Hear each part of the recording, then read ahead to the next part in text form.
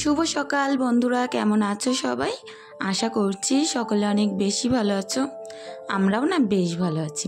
সকাল সকাল না ঘরের কাজ থেকে শুরু করলাম না, ঈশাকে দেখো কোলে নিয়ে গুটি গুটি পায়ে রওনা দিলাম দোকানে। তো আজ সকাল 8টা থেকে আমি ব্লগটা স্টার্ট করলাম। তো 8টার সময় দোকান খুলে না আগে এই ভিড়গুলো সামলাচ্ছিলাম। এখনও পর্যন্ত সামনেটা ভিতরটা ঝাড়ু দেওয়া বাকি আছে। তো দোকানের পাল্লাগুলো খোলার সাথে সাথে একে একে তো লোকজন চলে এসেছিলো। তো সেই সকল কাজকর্ম করে বাড়িতে আসছি ঠিক 1টার সময়। তো 1টার সময় এসে প্রথমে দেখলাম কিছুটা পান্তা ভাত আছে, যেহেতু এই ডেকচিতে আবারও ভাত বসাতে হবে। তো এই ভাতের কারণে না আমি সকালে মেজে যেতে পারিনি। তো এখন দেখো ভাতটা আজুর করে আগে কিন্তু ডেকচিটা মেজে ভাত বসাবো। তো এখানে বিলের পানি থেকে একটুখানি গামলাটা ধুয়ে নিলাম, আর ঘরে গিয়ে না সুন্দর করে একবার মেজে নেব।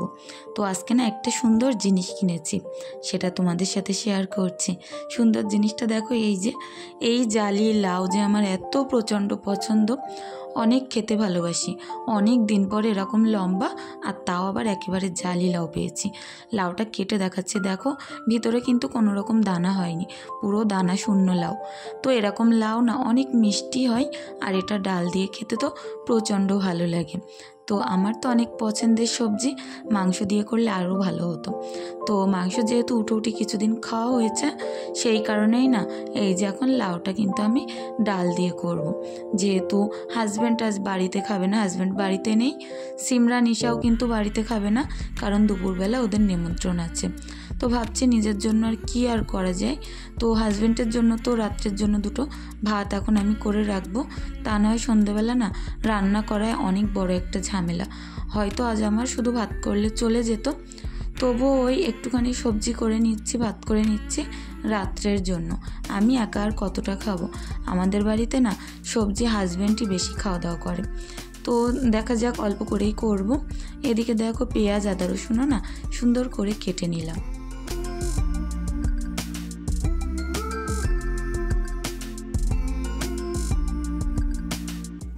তো এই কুলোটা ধুয়ে মুছে নিয়ে আসলাম। তারপরে কিন্তু এরকম 2 বাটি চাল আমি নিয়েছিলাম। তো এই 2 বাটি চাল দিয়ে হয়ে যাবে আশা করছি, কারণ দুপুরবেলা না আজ আর ভাত খেতে ইচ্ছা করছে না। একটুখানি পরেটা লুচি এরকম টাইপের কিছু করব আমার জন্য। অনেক দিন আমাদের বাড়িতে না পরেটা করা হয়নি। তো এদিকে চালটা একটুখানি খুঁটে নিচ্ছিলাম, যেহেতু চালটা ড্রামে অনেক দিন আছে, আর বর্ষাকালে জানোই তো যে একটু চালে প্রবলেম হয়। তো খুঁটে পরিষ্কার করে ধুয়ে নিলাম। ওদিকে কিন্তু ডেকচির মধ্যে ভাত আমি বসিয়ে দিয়েছি, এদিকে আমি লাউটাও কিন্তু করে নেব। পেঁয়াজ আদা রসুন সুন্দর করে পেস্ট একটা বানিয়ে নিয়েছি, সেটা দিয়ে দিলাম। তার মধ্যেও একটুখানি নুন হলুদ সামান্য একটু লঙ্কার গুঁড়ো দেব। হালকা একটু চিনি দিলে ভালো হতো, কিন্তু মিষ্টি সবজি আবার হাজব্যান্ড পছন্দ করে না, সেই কারণেই না এর মধ্যে কোনো রকম মিষ্টি আমি অ্যাড করছি না। এখন দেখো ওই লাউয়ের হাফটা এর মধ্যে ঢেলে দিয়ে একটুখানি নাড়িয়ে চাড়িয়ে কষিয়ে না ডাল দিয়ে দিলাম। তো ডালগুলো সুন্দর করে একটু কষিয়ে নেব। তো নুন হলুদ তো দেওয়া হয়ে গেছে, লাস্টের দিকে একটুখানি চেক করে দেখব, যদি নুনটা কম লাগে একেবারে লাস্টেই দেবো আবার।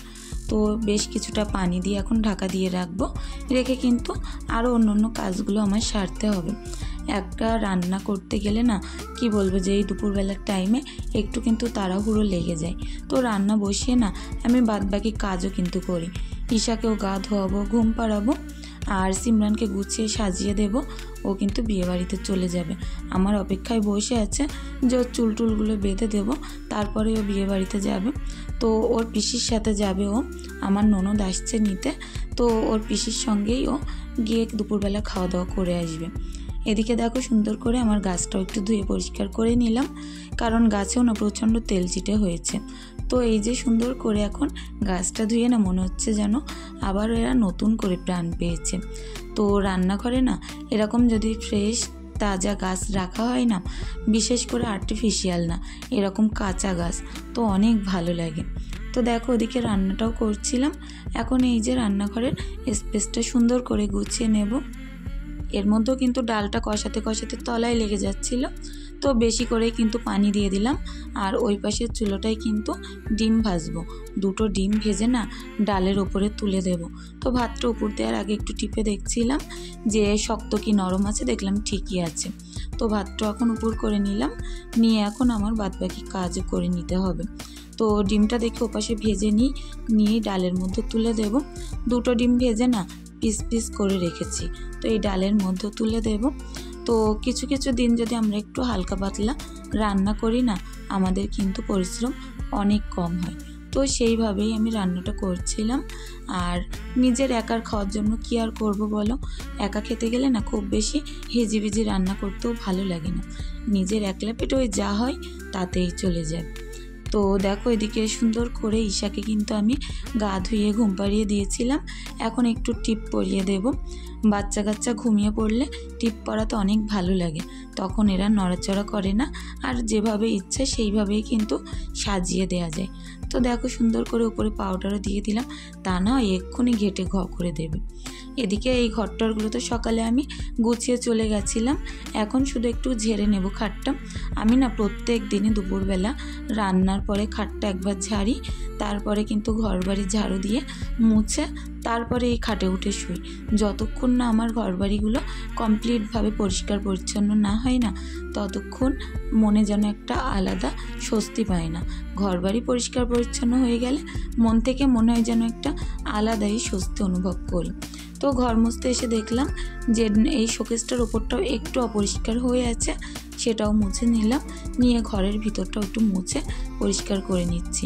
আমার এই ওয়েট মেশিনটার ওপরেও দেখছি বেশ ধুলো পড়েছে। তো এরকম ভিজে কাপড় হাতের কাছে থাকলে না ওয়েট মেশিনটার ওপরটাও কিন্তু একটুখানি মুছে নিই। তো দেখো এই ঘরটা তো মোছা কমপ্লিট, এখন চলে যাচ্ছি পাশের ঘরে। এই ঘরে কিন্তু ঈশা ঘুমাচ্ছে খাটের ওপরে। তো নিচেটা আমি খুব আস্তে আস্তে মুছে চলে আসছিলাম, যেহেতু ঈশা না প্রচণ্ড কান সতর্ক, একটু যদি বেশি শব্দ করি না তখন কিন্তু উঠে পড়বে। সিমরান বাড়িতে নেই, বাচ্চা কাচ্চা যদি দৌড়াদৌড়ি ছোটাছুটি না করে না, তখন কিন্তু কাজকর্ম করতে অনেক ভালো লাগে, আর একটা সুন্দর ঠান্ডা মস্তিষ্কে আমরা কাজগুলো করে নিতে পারি। তো যতই আমার ঘরটা খারাপ হোক, যাই হোক না কেন, আমার কাছে না এটা আমার স্বর্গ। সবসময় চেষ্টা করি আমার এই ছোট্ট কুটিরটা, আমার এই স্বর্গটাকে নিজের হাতে সাজিয়ে গুছিয়ে মুছে একেবারে পরিপাটি তকতকে করে রেখে দিই। আসলে দেখবে আমরা যদি পরিপাটি হয়েও তবুও কিন্তু আমাদের সবার ভিতরে কোনো না কোনো খুঁত থেকেই যায়। আমরা তো পারফেক্ট পরিপাটি হতে পারি না, তবে চেষ্টার শেষ নেই। দিন দিন চেষ্টা করি যে যতটা সম্ভব পরিপাটি পরিচ্ছন্ন করে রেখে দিই। আর আজকে না একটাই গেঞ্জি ছেঁড়া করে নিয়েছি। আমি দেখেছি যে মপ দিয়ে মুছলে আমার মনে হয় যেন পরিষ্কার হয় না, সেরকম এটা আমার কাছে মনে হয়। আর ঈশা দেখছো সারা বারান্দায় এরকম কিন্তু রং পেন্সিল দিয়ে দাগ দিয়ে রেখেছে। তো এই যে গেঞ্জি ছেঁড়াটা দিয়ে সুন্দর করে বারান্দাটা এখন মুছে পরিষ্কার করে নিচ্ছি। মপ দিয়ে মুছলে আমার অতটাও ভালো লাগে না। আজকে না মন থেকে যে এতটা স্বস্তি লাগছিল, অনেক ভালো লাগছিল, কারণ এরকম হাত দিয়ে ঘর মোছার ওপরে আমি মনে করি কোনো কিছুই হয় না মোছা। তো যাই হোক, আমরা এখন উন্নত যুগে বাস করি, এখন বেশিরভাগ মানুষ মপ দিয়ে মুছতেই ভালোবাসে। তবুও ওই কোনো একটা জায়গায় গিয়ে সেই আদিম যুগের মানুষের মতো কিন্তু পিছনের দিকে একটা আলাদা রকম টান আমার আছে।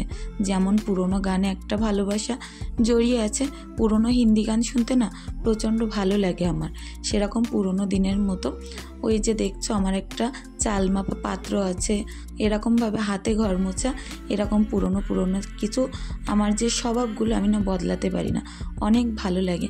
আসলে পুরনো মানুষদের ভিতরে কিন্তু আলাদাই একটা ফিলিংস ছিল, সেটা এখনকার মানুষরা আমরা কিছুটা অনুভূতি করতে পারি, আবার কখনো কখনো নাও করতে পারি। তো আমার ভিতরে ওই কাজগুলো না অনেক ভালো লাগে, যেগুলো আগের মানুষ বেশি পছন্দ করতো। তো দেখো এদিকে সুন্দর করে আমার রান্নাঘরের নিচেটাও কিন্তু পরিষ্কার করে মুছে নিচ্ছি। যেহেতু গেঞ্জিটা একটু তেলা টাইপের ছিল, এটা কিন্তু সুতির না, তো সেই কারণে না এত তাড়াতাড়ি মোছা হয়ে যাচ্ছে, সেটা কি বলবো। সবসময় চেষ্টা করবে তোমরা যদি আমার মতো এরকম হাত দিয়ে ঘর মোছো না, একটু শীতের উলের কাপড় কি একটু এরকম গেঞ্জি ছেঁড়া দিয়ে মুছতে, দেখবে কাজ তোমাদের অনেক তাড়াতাড়ি হয়ে যাবে। আমরা যদি সুতি জিনিস দিয়ে মুছি না, মেঝেই কিন্তু একটু আটকে যায়। তো ওই কারণেই গেঞ্জির কাপড় দিয়ে মুছলাম। এখানে বেশ কিছুটা জামা কাপড় শুকাতে দিয়েছিলাম আমার এই বড় রান্নাঘরে। তো সেখান থেকেও অনেকগুলো জামা কাপড় আর আমার হাজব্যান্ডের একটা জালও কিন্তু মেলা আছে, সেগুলো তুলে ঘরের মধ্যে রেখে দিলাম। এখন চলে আসছি বারান্দায়। স্নানটা সারা হয়ে গেছে, ঈশা কিন্তু ঘুম থেকে এখনও ওঠেনি। তো কিছুটা জামা কাপড় আমি এখানে মেলে দেব, আর যেগুলো না ধরবে আবার আমার ওই বড় রান্নাঘরে দিয়ে আসবো। আসলে কি বলো তো, ঘরের আশেপাশে না আনাজ কানাচে যদি ওরকম একটা রান্নাঘর হোক কি একটা যে কোনো একটা বাদ দেওয়া জিনিসপত্র রাখার একটা ছোট্ট স্টোর রুম মতন হয়, তাতে কিন্তু আমরা এরকম জামা কাপড়গুলো মেলে রাখতে পারি। এতে করে কি হয় বলো তো, ঘর বাড়িটা অনেকটা পরিষ্কার পরিচ্ছন্ন লাগে আর ঘর বাড়ির জামা কাপড় ঝুলঝুল করে না। তো এই যে দুপুরবেলা একটু ডাল পুরি করেছিলাম আর ওই যে ডালটা দিয়ে খেয়ে নিলাম। আর সেই আসছি সন্ধ্যাবেলা, তো কিছুটা আমি পরেটা মতো করে নিয়েছিলাম, এগুলোর ভিতরে না ডাল দেয়া ছিল না। তো এই রুটি দিয়ে চা দিয়ে এত যে ভালো লাগে, তো কি বলবো, আমার অনেক ভালো লাগে। তো যাই হোক, এটা স্পঞ্জ মতো ভাব আছে, কারণ এর মধ্যে টক দই দিয়ে কিন্তু আমি এই ময়দার খামিরটা করেছিলাম। তো দেখো সুন্দর করে এখন চাটা খেয়ে নিচ্ছে, আর ঈশার অবস্থা দেখো। তো এদিকে না ঈশার সামনে যখনই ক্যামেরা ধরা হয় ও এরকমভাবে লাইক করতে দেখিয়ে দেয়, বারবার বলে লাইক করে দাও বন্ধুরা, লাইক করে দাও। ডালিম গাছে এত ডাকি তবু কথা কও না কেন? Good girl. হ্যাঁ, তারপরে হাট্টিমা টিম টিম, তারা মাঠে পারে ডিম। হ্যাঁ, তাদের খাড়া দুটি শিং, তারা হাট্টিমা টিম টিম। Johnny Johnny, yes papa. Eating sugar, no papa. Telling your less,